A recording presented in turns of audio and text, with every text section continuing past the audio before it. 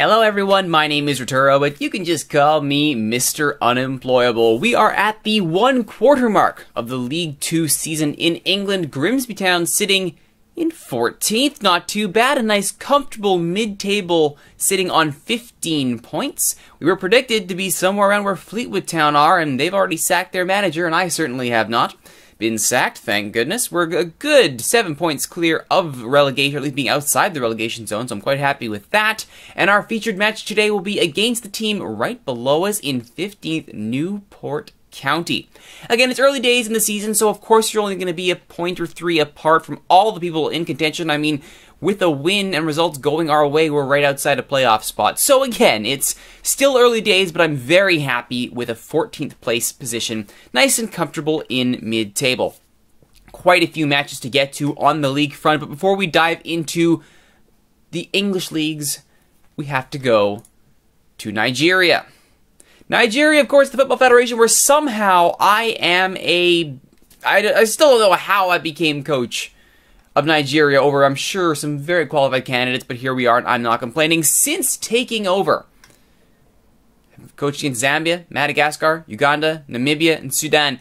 Undefeated so far, though I am slightly concerned that we seem to be able to draw against middling opposition, and we can only really win against clubs that we should absolutely kick in the teeth. And the Sudan match was certainly one that we absolutely should have won and couldn't be bothered to really show up for. So that's kind of disappointing that Sudan were able to come back and get the 1-1 equalizer in the 88th minute from Sami Al-Rashid.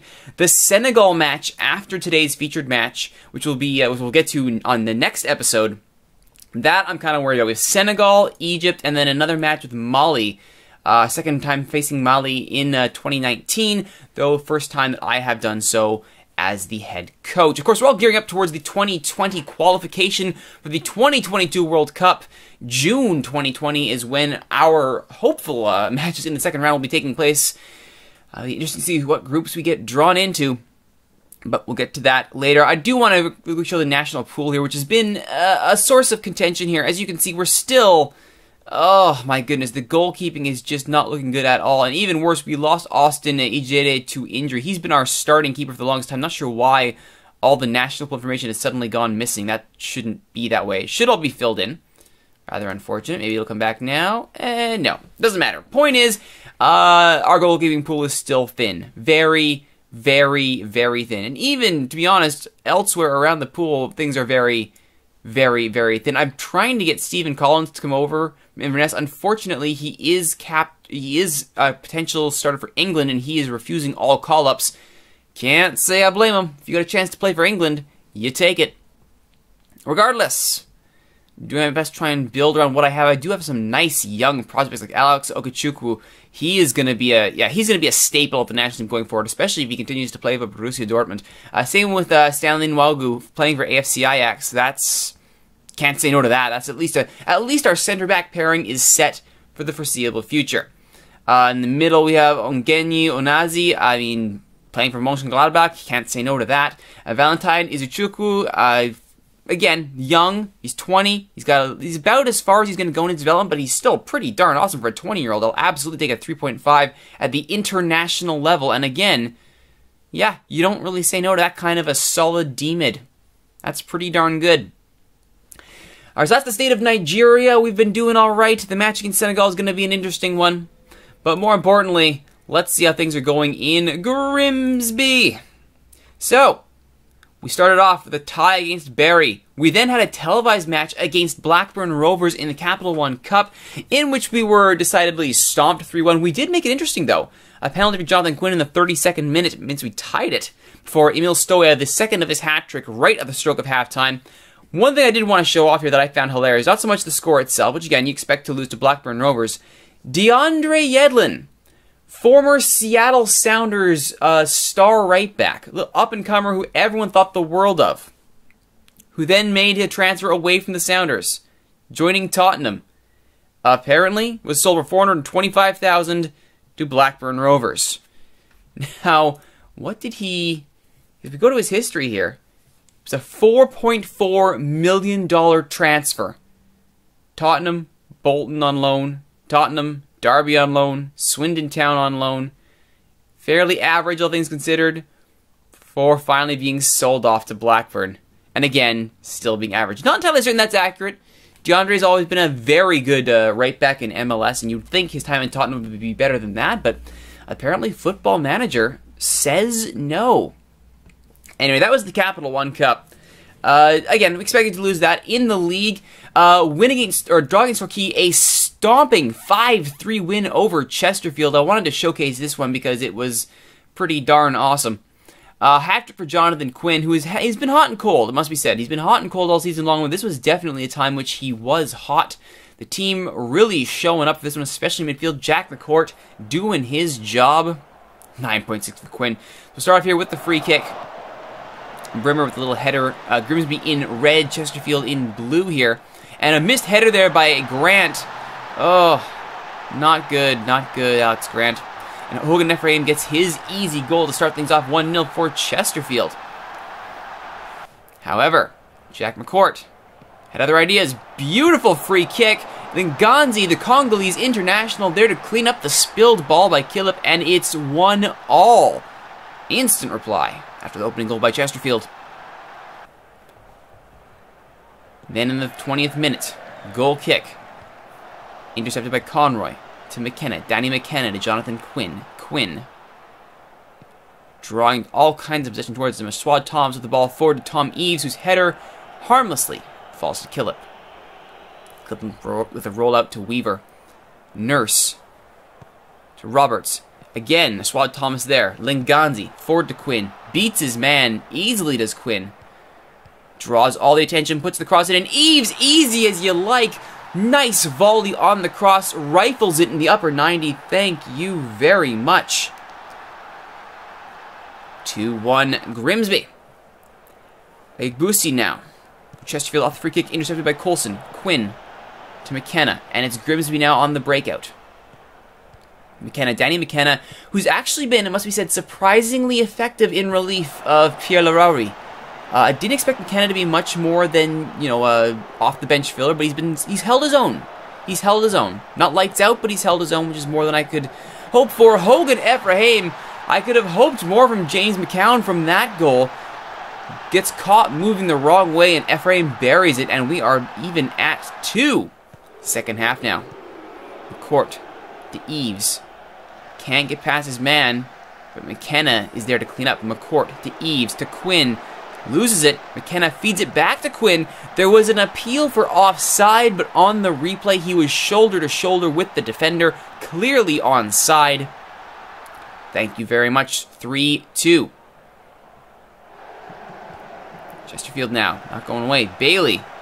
Off of McCown and in a very weak goal for James McCown to concede. It looked like he had it, and indeed he was down, and somehow it dribbled off of his arms over the line. Poor goalkeeping from McCown, and it's knotted at 3-3. In the 70th minute, Grimsby would finally put this game away. A great one for the crowd to watch, unless you're a fan of Chesterfield at this point. Quinn with a strike to the upper corner. Far post past the hands of the keeper. Thank you very much. 4-3 Grimsby. And then the icing on the cake would be Quinn's hat trick. Swad Thomas into Quinn. Loses to Bailey, but Eves is there to recover. Big scramble just outside the area. Conroy, though, is there to get it forward to McCourt. Jack McCourt to Danny McKenna, who finds Quinn. Another great run from Quinn, pulling apart the Chesterfield defense. 5-3 Grimsby Town. It ends. So again, that was I would say, a pretty solid display of attacking football by Grimsby. Of course, we would go ahead and follow that up with a disappointing 3-0 loss to Rockdale, so, unfortunate. 2-1 over Oxford, 2-0 loss to Gateshead. And here's the problem that I've been seeing throughout the season. We can play down to opposition with alarming regularity. At this match, Gateshead were 23rd. This win pulled them safely out of relegation. So, not good. Then lost 5-3 to Yeovil. Once again, my long-standing beef with Yeovil Town going all the way back to when I used to manage Worcester City down in non-league football. Oh, those rivalries were just vicious. They come back to haunt me again, a 5-3 win for Yeovil. We made it a lot closer by the end of it. As you can see, the 71st, 78th, and 80th minute strikes. This was well after Linganzi had been sent off in the 56th minute for his second yellow. He's been a little bit of a card machine, and I haven't been happy with that. though 5-3 does make it look respectable at least. 4-2 win over Hartlepool was a very nice result indeed. 2-1 over Forest Green Rovers, which again, that was a shocking result. Forest Green at that time were 5th in the table, so we played up to that opposition very well, and then promptly played down and drew with Fleetwood, who were in 22nd. Again, need to stop doing this. We then followed this up with a disappointing 3-0 loss to fierce rivals Lincoln City at Sincil Bank. Again, we held fairly nicely with the 5-2-3 seeing time, extended time, until the 71st minute after the substitutes came in. Lincoln just stopped toying with us and ripped us apart for 3 quick goals in 10 minutes, and that was the end of that. And then we sent out a bunch of reserves and kids and whatnot and got ourselves out of the Johnson's Paint Trophy as quick as you like against Notts County. Not that we were going to win against League One opposition. In fact, only losing 2-0 is a pretty good result, all things considered. But we are out of that trophy. Now we can focus purely on the league and hopefully the FA Cup and getting a good draw in the first round. Let's take a look at the squad here. How have we been doing? Well, as you can see, look at the average rating here for the sides. Raquel Pike and Dan Lobb. You can see here 2 loanees brought in at the transfer deadline. No actual transfers were done, but we did manage to loan in a very solid and highly touted right back here, Dan Lobb, as well as Raquel Pike as another great-looking striker here. They're both valued quite highly. Lobb in particular, $275,000, very good indeed. He's currently on loan from Fulham, very glad to get him, and Raquel on loan from Huddersfield. So 2 very well-renowned clubs, especially compared to Grimsby. Glad to have them coming to play with us, and they have been effective. As you can see, Pike 7.14 in 7 appearances, 6 starts, 2 goals, 2 assists. He's done very well for himself. Danny McKenna, I said he was doing well, 7.04 average on the season. 10 appearances, 2 goals, and 3 assists. I mean, that's pretty stellar for a kid who's going to be, at his best. He might be a 3.5, which would still be really good for him, but not hinging my hopes on it. Tom Eves, 3-3 in 11 appearances, 9 starts. Part of my strike core, including Jonathan Quinn, 9 goals in 13 with 2 assists. Now again, he does tend to score in bursts. Like you saw that hat trick in the Chesterfield match. He'll get his hat trick, he'll go cold, he'll pot 2 in, go cold, pot 3 in, go. So again, it's kind of stop and go with Jonathan Quinn, but I'm glad at least that he has the 9 goals. Very grateful for that. And as we go down the line, Brendan Baldwin, who is one of our prospects, has been surprisingly pretty darn good. Only 4 appearances, but he's 6.95, so I mean, why wouldn't I? And considering his ceiling is pretty high, I mean, that's why I signed him. Other one signing to note, Jack Brimmer here, who's been on a good run of form recently. 6.74 average for the youngster. He's certainly got a lot of potential as well. That's why I brought him in. 2 assists to his name in 9 appearances. Excellent. He's currently 21, still projected to be quite good, and he is currently, this is wonderful for him, he's the vice-captain of the Australian youth side. So good for Jack Brimmer. He has certainly been rewarded for his excellent work. He's been at the Under-20 World Cup and the Under-18 Cup, so he is very, actually that was with Liverpool, not with Australia, my apologies. Point being, Brimmer is looking to be a good signing, and he's already doing well for his country. Hopefully he can keep it going for his club. Alright, I think that's about all we have to show off here. Let's get right into today's featured match against Newport County. This will be a good one. Ooh, 3-5-2 or 5-3-2, depending on how you want to look at it. Point is, it's 2 fullbacks. And after last match's ineffectualness of the 5-2-3, we're going back to the 4-4-2 narrow diamond. Served me well. I think, is this the lineup I want to go with? Yes. Oh, man. Not having Josh Thompson in the middle of the backfield. Killing me. But that knee tendonitis to start the season did not. It's probably killing him. He's still out for another 2 months. Jimmy Spencer, part of the strike core. He's still out for another 2 weeks, likely with that double hernia. So not getting him back anytime soon. But again, I've got Raquel Pike, so I'm not overly concerned about whether or not Spencer comes back in one piece or not. Quinn is actually currently riding the pine for this one, with Pike and Eves being the strikers in form, so we'll see if they can hold up on the front. Larauri in the attacking mid-role. Clay, who's been actually pretty decent. He will get the start in midfield, especially since Linganzi is currently coming back from international duty. I do plan on getting Baldwin some time, though, so the plan will be to sub Baldwin in for Clay at some point during this game. McCourt and Brimmer in their usual spots. Swad Thomas, who went on you can see here a disastrous run of form. He's not doing too well. He's being given a chance here to redeem himself, as he's been somewhat decent. And certainly Alex Whittle, the shine's gone off of him. And McCown, we don't really have another option in goal other than James McCown, so we'll go with that. I would love to take over Scunthorpe with a win. I don't see it happening, though. Just a win, though, would be great. Newport are favored. All right. Marking Adam Chapman tightly. All right, then. Thanks, Wayne Allison. Much appreciated. Yeah. Just close him down, then. All right. I expected improvement. Much better performances. Good. They bought that. And they're buying the pep talk afterwards. Good. Alright, boys. Get out there. Bash some heads. Just a simple possession game. All we need to do here, Grimsby in their black and white stripes against Newport in their yellow and black. Jumping home crowd here wants to see their squad continue their mid-table campaign. I know I'd like to see a very good continuation to it too. I believe in our last episode against Barrie, I may have called the Blundell Park faithful the away crowd. That was a mistake. They were most definitely the home side as Pike tries to get in to give the home side something to cheer about. Shot by Lowry is saved by Cousins. Could have been a shout for a penalty there perhaps, but regardless, the shot goes begging. And McCourt now with a corner in the 4th minute. Looking for the head of Grant. Feely, though, is there. Brimmer will intercept and get it back into play. Puts it over the head of McCourt. And so ends the chance. Short passing play. Alright, if you say so. Seems to be working. McCourt's corner. Near post. Grant just away. Just over and away. The near post flick on the death of my teams in so many matches. Perhaps it could become my greatest weapon. But first we got to get more corners to do that and actually put them on net so that we know what to do. And we're not there yet. Lob receives the ball out far right side, finds Pike. The two low knees linking up. Lob to Pike in the area.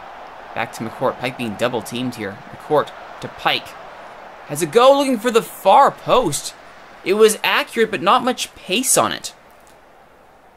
Nothing further comes of that. I do have Quinn. I should say a note about Jonathan Quinn. I do have him working on placing his shots, his specialty training. He can get the shots on target. Hitting the target is not a problem for Quinn. The problem is he has this unerring ability to put it directly into the keeper's breadbasket. So, that is not good.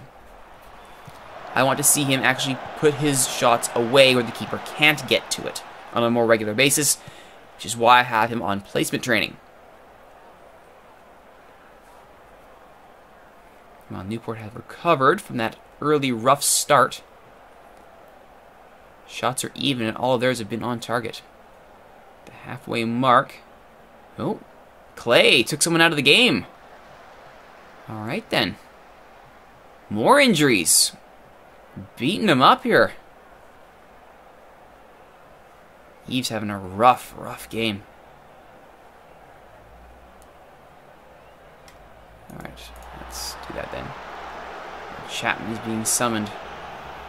Have we managed to rattle them a little bit, perhaps? Those injuries, they are taking more fouls.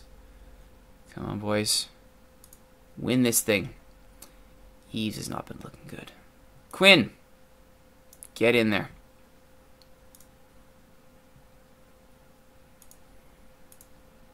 They nodded in agreement. Come on. Don't you dare switch off.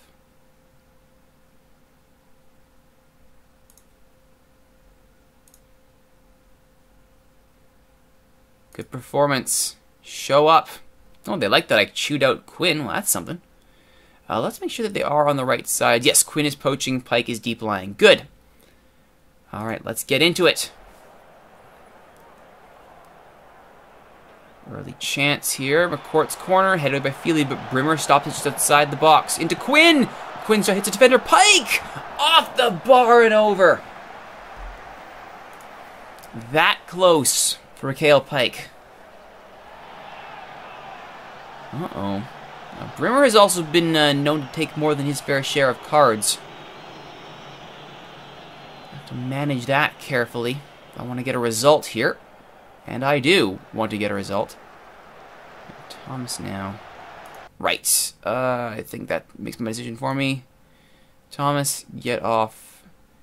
I actually wanted to bring off Clay. I may actually bring off Baldwin. D-mid. Yeah. Let's do that. Double substitution. Get those carded players off the pitch.